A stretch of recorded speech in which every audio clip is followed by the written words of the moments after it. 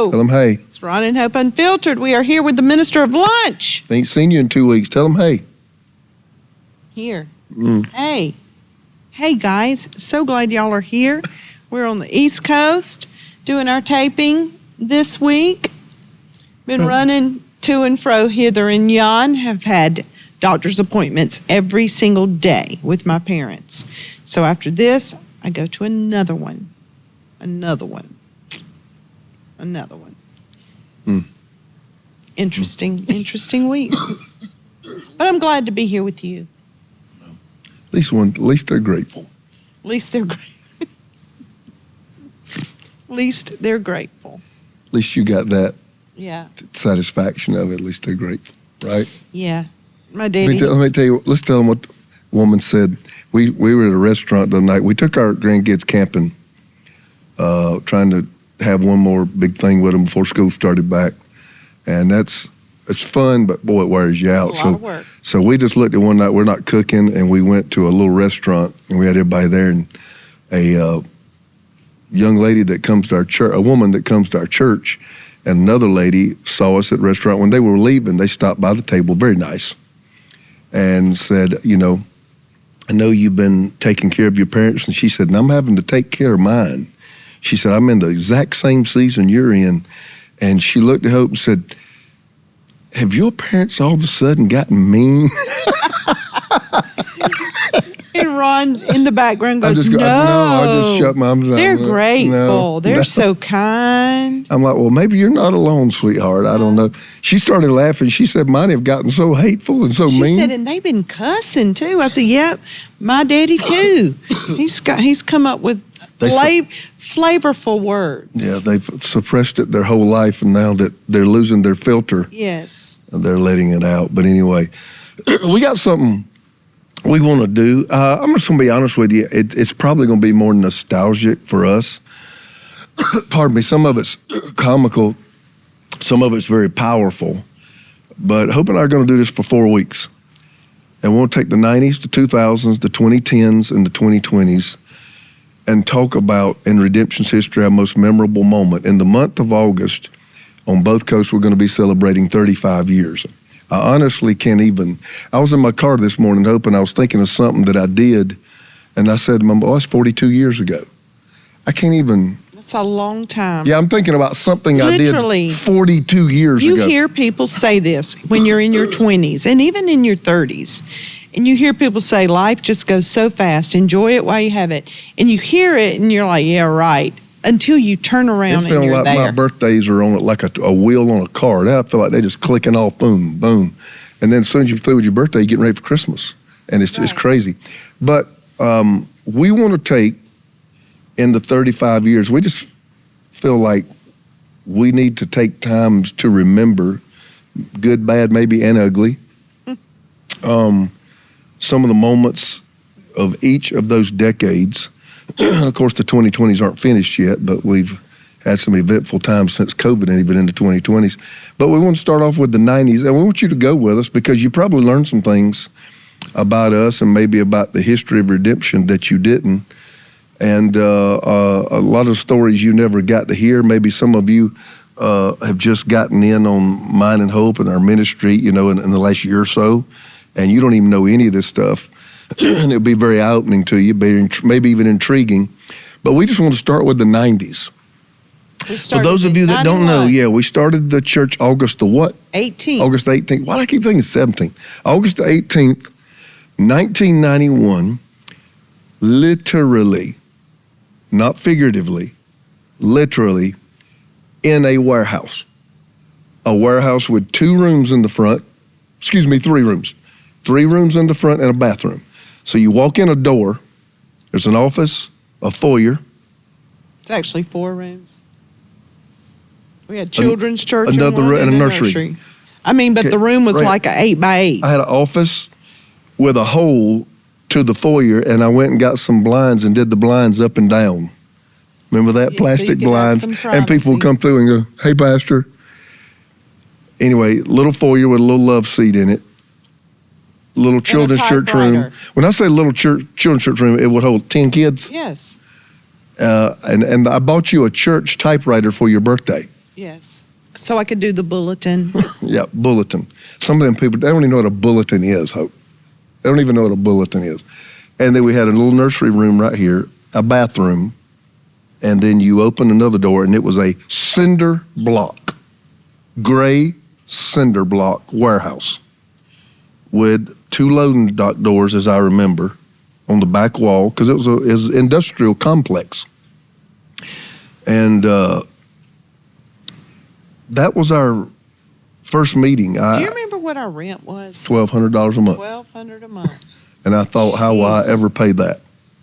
Jeez. I remember when I signed the contract in faith, because I'm like, however, it didn't have any air conditioning at all. And it had a gas heat thing way up in the corner that was about yay big, and in the winter months it couldn't heat it, and it was loud. It was like a garage, just like a gas heater up there. So the building had no heat and no air. Stay with me. I laid the carpet.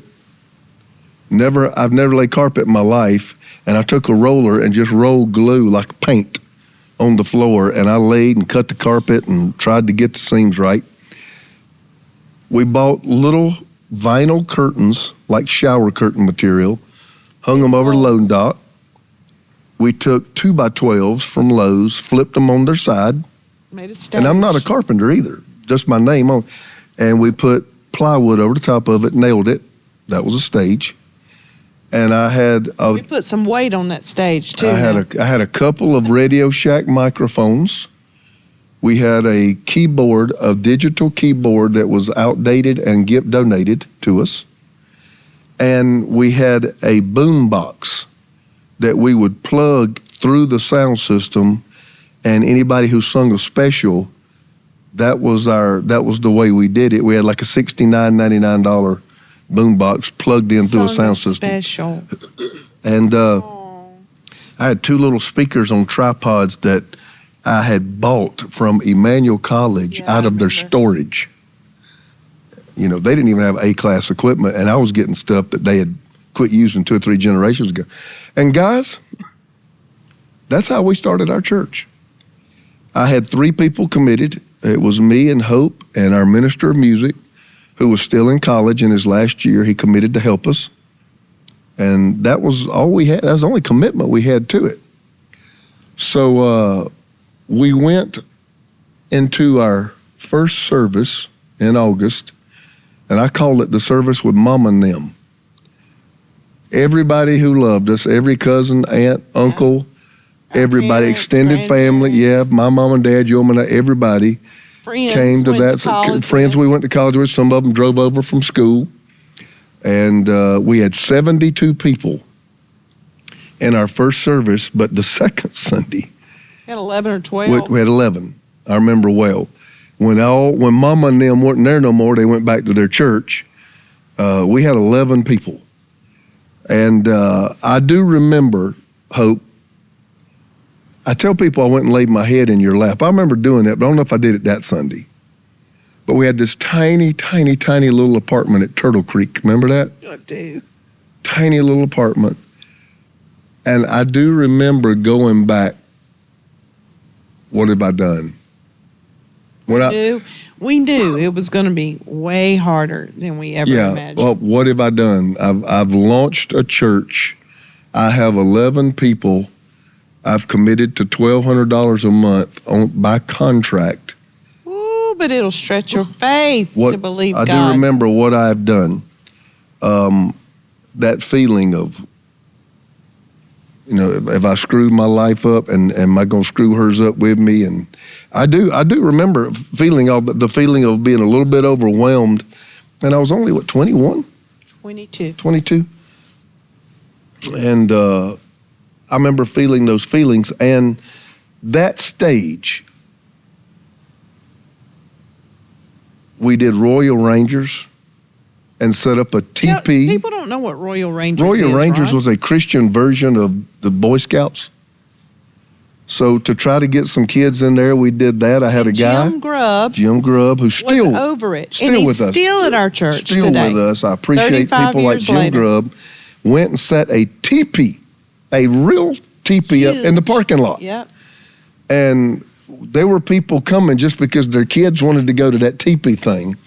So Jim Grubb was our first real draw. He had a teepee out in the parking lot, and the teepee was our children's church. Yeah. I mean, you just do what you got to do. And because we just had 2 little tiny rooms. But when we started getting 20 or 30 kids and stuff, it was the teepee. And, but I remember this. Me and you had 2 cars, not old jalopies. We had them in college. They were older cars, but they ran. But I remember our cars were the church bus. Oh, Lord. I had to go pick people up every Our cars Sunday morning. brought people to church and took people home. So that's the kind of people. We did call ourselves Redemption Outreach Center, and we were truly outreach because the first wave of people that came to that church really had nothing to offer it. Down and out.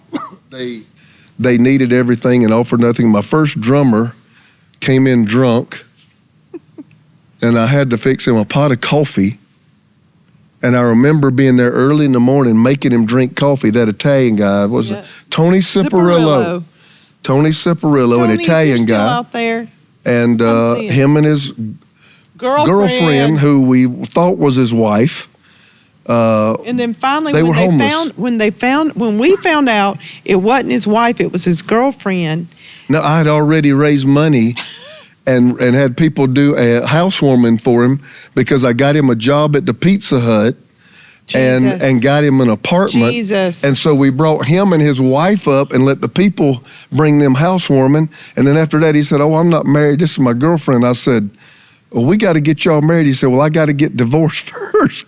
He said, "We both got to get divorced He said, "We're still married." I said, "What?" He said, "Yeah, my wife's in Indiana." And I'm like, Jesus. And I got them standing up in front of the church, giving people getting them night linens. They had moved in together. So we thought they were married. I'm telling you. It's redemption. That's redemption. And then the second guy, he didn't last long, and the second guy that was my drummer was the guy that pulled a gun on me because I went to his house and he was drunk. And his wife was in the top of the house telling me, shouting, he's crazy. He was playing Hank Williams Jr. in a big speaker and on his front yard. I pulled up and he cocked a shotgun. He had on the Wrangler jeans and no shirt. And he looked at me and said, "Sing." And I started singing that Hank Williams Jr. song. All my rowdy friends have settled down. And he was the first person, well, I guess Tony would have been first, but he was like one of the true people that I led to the Lord there, and he hung in there a little while. And he's the one when we had a choir special.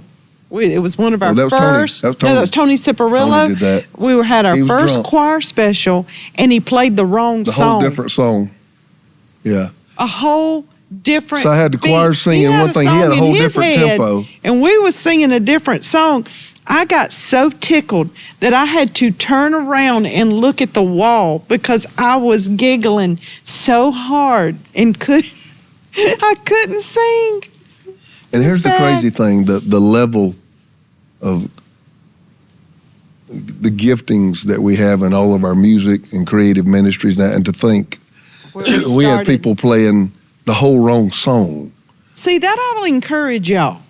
You don't end up where you start if you'll just keep going. Oh, me. Just keep Some going. of this I'm remembering as we go along. And so finally, that's 91. 94, I have a gentleman that I lead to the Lord, Benny Williman. I think Benny Williman's gone on to be with the Lord now. He passed away. And Benny Williman was a contractor and a realtor, construction and realtor. And he came to the church. I don't know how these people got there.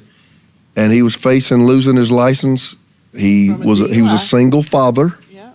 He said, "I can't lose my license," but coming back from a South Carolina game, drinking, and got a DUI, and he asked me would I go to Columbia with him and vouch for his turnaround. And he was coming to church. He was. In front of the judge, so that the judge would fine him but not suspend his license. So I went with him. I spoke to the judge on his behalf, and the judge, did fine him, but did not suspend his license. And we came back. So happy. We came back, and he had a little something. He was one of our only members that maybe had any income coming in. And he said, I want to get you in a house. Well, that's when we were in the house that had no heat. Yeah, in the house that had no heat. He said, I want to get you a house. And I'm like, I might could pay the payment on a little house because I'm paying rent now. We didn't have down payment. But I didn't have any down payment at all. We didn't have any savings, any cash. And he worked something. I hope it was legal. I'm not sure what he did. No, at the closing, he took his commission and signed it over to the down as payment. our down payment. Signed it over to the bank as our down payment, and they accepted it. Yeah. And so he paid the down payment first to get in this tiny little house, but it was ours, and it had heat, and it had air conditioning, and so it had expensive heat. Finally, it was expensive heat, Electric because the heat. house was not built well, and so it was like the air blew through that house in the winter. But the long and short of it is all these miracle journeys. Then we had Chase at that house. Yeah. We had Chase with no insurance. And we paid him off about when he turned about 7. Yeah, about the time he graduated, I think we paid him off. And so we had Chase with no insurance. And I got to tell this testimony. So I'm sitting there in that new building we built in 1994, which was 9,600 square foot metal building, just a square. And if you want to call it an office, I had This was on I had a Berlin chair Drive. with a picnic table from Walmart that I called my desk. And Deborah Mahaffey, Yeah. I think she volunteered at that time. To be your assistant. No, secretary back then. And she said, she went back in and she said, there's a gentleman here to see you. She called his name. I didn't know he was. And back then, you saw anybody at any time. And so I like, sure. And he came in there and we had paid Chase's bill down to $3,000. From 13. From $13,000, and still making payments on it. And guy drove up. I'll try to say this without crying because this is so God. Just always God showing us hope. Just stay with me. I got you. And he came in. He said, I'm so-and-so, and he owned a pest control company. Yeah.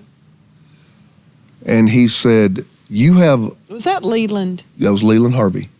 He's gone on to be He with went the to Lord. be with the Lord. Yep. He stopped by there and he said, you have a debt I'm supposed to pay off. And he said, it's $3,000. Yep, I remember. And I sat there, I said, yes, sir, I do. And it was to the hospital. And he sat right there. Now, eventually they started coming to the church, about his whole family. But he stood there, and I said, make a check out to, I think it was St. Francis Women's Hospital. St. Francis Women's Hospital. And he walked out that door, and I got in my car and drove straight to the hospital. And when I handed them that check, I remember feeling like I had gotten out of prison because we had a $13,000 debt 32 years ago. And to us, Hope, that was... Oh. We made like what, $17,000 a year? My first year, we made $8,600. So you're talking about a debt that was equal to my yearly income. Right. Well, that was overwhelming to me. And just those kind of miracles, our life was what I call littered with stuff like that happened to us. Tell me something you remember about the 90s. Well, you forgot, because you already went to the building we bought. You forgot about the air conditioning story. When we moved it, they've heard the air conditioners. I've told when that we one. were in the little rental, we were renting. We put some air, we raised money. We put it in, we paid $5,000. $5,000 because I ran a lap. Yep. Remember, I said, I'll run a lap around the church if we can raise $5,000 to air condition this building. But I put in the lease We would that take when them we with go, us. the air conditioner goes with us. So we set it up on a stand. We didn't even mount it to the ground. We just set it on a stand to make it have a temporary feel because we knew sometime or another we was going to be leaving. So the property changed hands. And the property changed hands. We got the contract to build the new building. We borrowed $250,000, I remember, to buy the land and build that square building. We went and bought that building at a metal supply store and had it delivered on a truck. It was $40,000. And they literally laid it on the ground and we had to assemble it. That's what they call a pre-manufactured building. And so I come out one day and all of the air conditioning units are bolted to the ground, the concrete, and have his company imprint screwed on them. And I immediately Ron called was him. like, oh, not today. And so you gotta understand our church. This guy was going to go to bat that those air conditioners were his. I said, well, pull the lease. Well, he had pulled that last page from it. It was an amendment to the lease. He pulled that amendment. So let me tell you what I did. I went to church and got some of our new converts. Who hadn't been saved long? No, they weren't sanctified. Yeah. They were saved, but they were not sanctified. And we literally got in the back of a truck. At night. At nighttime in camouflage and drove there and pulled them air conditioners out of the ground. Baby, I still had Possum Kingdom in me at that time. You put them air conditioners in the back of a truck. Took them to Birdland Drive. Took them to Birdland Drive where our new building was being built. And I was out there at 10 o'clock next morning. I heard sirens. The popo and the had come. Police had come up there and were getting ready to handcuff me, had turned me over the hood of the car, and I started hollering, they're mine, they're mine, they're mine. I was 25 years old, and I'd never been in any legal trouble. Oh, wait a minute. You'd been in a jail cell. Yeah, but not legal trouble. A time or two. Not legal trouble. My mama don't know that. Legal trouble. And so the guy stopped. He said, this sounds like a civil matter. This is not criminal. He said, y'all going to fix this out in court. So I kept the air conditioners. And I went to court. And we had the back page of the lease, I went to court. I had that lease. This other guy was rich, drove up in his Mercedes convertible with his hotshot lawyer and a stack of papers about that big. I didn't have no lawyer. I can't afford no lawyer. I walked in there by myself with like a 3-page lease. You walked in there with God, though. I walked in there with God, and this was my first time ever being in court. And I walked in there, and judge let me speak first. And I told him, and I said, here's the lease. The judge did not even let the other guy talk. He hit the gavel, said, frivolous lawsuit. Mr. Carpenter, you are free to go. I turned around, ran out that door, but I stood at the door and listened, and that judge made that landowner stay, and he wore that guy out for trying to steal a church's air conditioner. Good for him. I mean, wore him out. And just gave him a spanking after I left. So here again, God. No lawyer, no stack of papers, nothing. And he didn't even let the guy speak. He just said, this lawsuit's frivolous, you're free to go. And wow. Kept our air, didn't we?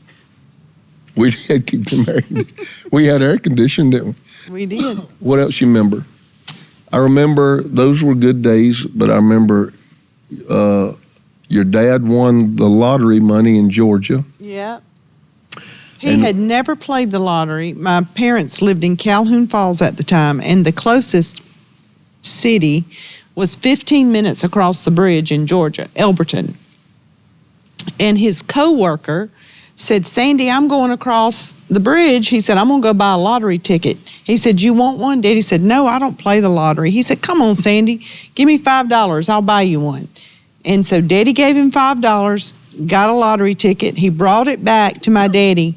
And that night, I was on the phone with my dad, and we were just talking. It was like 11 o'clock at night, and he was going 22, 61, 12.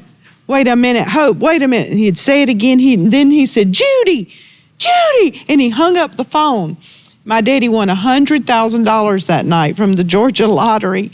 And so he wanted to pay his tithe. Off the lottery. So he was going to write a $10,000 tithe check to the church. We had a dirt parking lot, and the city was on me to get that thing paved, and I had a guy say do it for $20,000. And I had a board in the church at that time, board members. You know, now you can't do that. You got to have, after you reach a certain place, you got to have them from outside the organization. But back then, my board was church members, and I went to them, and I remember one of them had a real struggle telling me, I remember you used the word taint. I said, that's tainted money, Pastor. You can't use, because there's a lot of people that felt a real certain way in the holiness church about gambling. Yeah. Real strong feelings. And I remember I came out of that, and I can still see a deck of cards to this day, and I twitch a little bit. But anyway, he says tainted money, and I remember I got upset because it was half my money right here, and the guy didn't want to accept the money. He said it was tainted money. I said, "You're right, it's tainted." He said, "It's tainted enough." I said, "It taint enough." I said, "I need 20, and it's only 10." And so that was the way. I remember the guy let me give that as down payment and pay the rest off. Yeah. He went and he paved our parking lot. Another miracle from the Georgia State Lottery. Thank you. God provided. And anybody else who wins the lottery, we will take your 10%. So long and short, because I don't see a clicker in front of me. I don't know how much time we've been on here. We're coming to the end of that little building. We're filling it up. Over and over. We're filling it up twice. And so we need another building. And during that time, we were really believing God to give us a breakthrough multiculturally. It really had not happened, really at all. Maybe here or there somebody came in, but I remember one day, and it was Robert Gray. It was actually 5 people. Robert Gray and that's when we called her Pinky. Pinky, yeah. Robert Rosetta, Pinky. And it was Ken Hodges and Gina, and it was Carol, Carol Bailey, who ended up being my assistant for 20 years. They walked into service and sat on the same row. And I don't know, Hope. I don't think they were the first African Americans to ever part the doors of the church. But it's the first time we had. And I remember in my mind something clicked. This is it. This is my breakthrough. This is it right here. This is my first fruits. I've been preaching this for 8 years. This is 98, 99. And we had a door, and I ran outside that door and came back around to the front, and I saw them going out to their car, and I stopped all of them.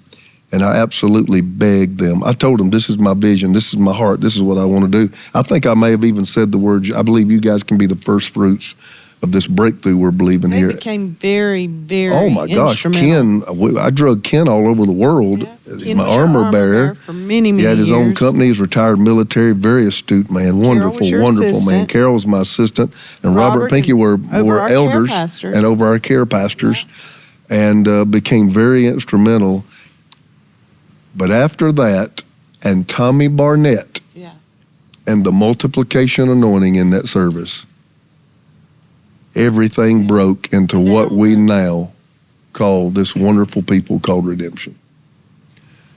And that is a summation of the 90s. You know, we have a lot of details because we actually built another building in 98. Yeah. And, but it was 98, 99, new building, multicultural breakthrough. That building held 1,000 people, and that building was the one we went to 5 services. Yeah, that was crazy days. Saturday night, 8, 10, 12. And 4. Sunday morning, and 4 o'clock Sunday afternoon. That was crazy days. A service at 8 o'clock. I mean, we're starting praise at 8 o'clock in the morning. And we did that. Well, we didn't build the new building until 2004. Yeah, a long time. And those were very tiring years, but those were very rewarding years. And it mushroomed into this gigantic, wonderful thing that today we still call redemption 35 years later. And I don't know, some funny stuff, some miraculous stuff, maybe some stuff that'll build your faith. I was talking to Matt Jackson, one of our church planners, last night, and I just reminded him of a few of these. He was a little bit discouraged, you know. Things don't always go like you see them or plan them or put down on your chart. And it's always harder than you think and longer than you think. It is. And so I went back to some of these obstacles and talked about how God came through to build his faith and give him that testimony. And so even you, the little things that seem so insignificant to a God who's running a universe, to send a guy from a pest control company to pay off your doctor bill. Yeah. That's a good God. It is. That's a good God. So anyway. So good. Well, thanks for being with us today. Listen, if you are free, wherever you are all over the world, if you're free, or you could make it a priority to come join with us to celebrate our 35th year. In California on August 16th, Bishop Kevin Wallace will be with us. It's going to be Holy Ghost Throwdown. It'll be so good. August 16th in California, or August 30th in Greenville, South Carolina. And Ron Carpenter will be preaching Holy Ghost Throwdown. Come join us. 35 years. We'd love to have you a part of the celebration. If redemption might have been a part of your journey, you may have attended at one time or another, and maybe you're just intrigued. Say, you know what, I'd just love to be back in the middle of that. We would love to have you back in the middle of that. Maybe you've never been and you're going to take a trip and say, well, you know what, they're doing anniversary service. Let's go check it out. Come celebrate with us. 35 years we've been doing this. And I told y'all in front of Hope on a podcast a while back, I still believe the greatest impact we're supposed to have has not happened yet.